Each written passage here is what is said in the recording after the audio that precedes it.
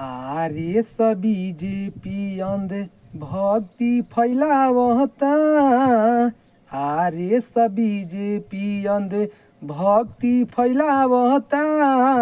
बाबा साहब के संविधान के मिटावता। आरे स बीजेपी अंध विश्वास फैलावता। बाबा साहब के संविधान के मिटावता। आरे स बीजेपी देशवा के सारा पैसा मंदिर में लगावे। दिन प दिन बेरोजगारी बढ़ावे। हो देशवा के सारा पैसा मंदिर में लगावे।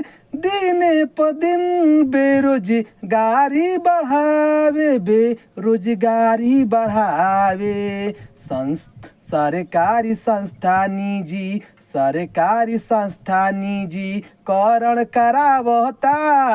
सरकारी संस्था निजीकरण करावता। बाबा साहब के संविधान के मिटावता।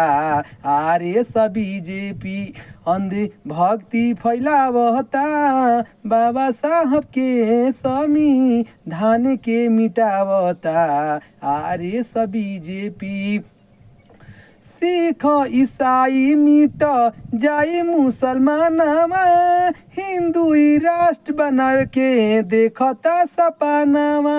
हो सिख ईसाई मिट जाई बहुजनवा।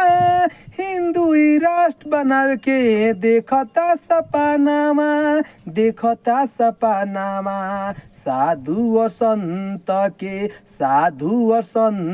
के आगे बढ़ावता।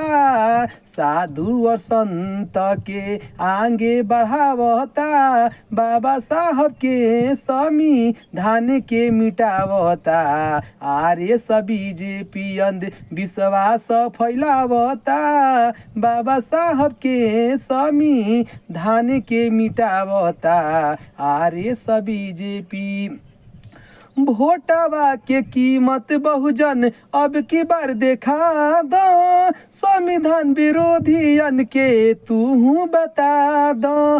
हो भोटवा के कीमत बहुजन अब की बार देखा दो। संविधान विरोधियन के तू बता दो। तू बता दो। अपनो भी दुश्मन से हाथवा मिलावता। अपनो भी दुश्मन से हाथवा मिलावता। बाबा साहब के संविधान के मिटावता। आरे स बीजेपी अंध भक्ति फैलावता। बाबा साहब के संविधान के मिटावता। सरकारी संस्था निजीकरण करावता।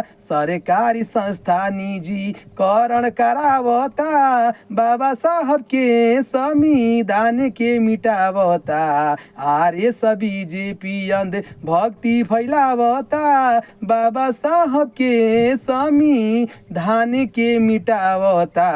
आरे से बीजेपी।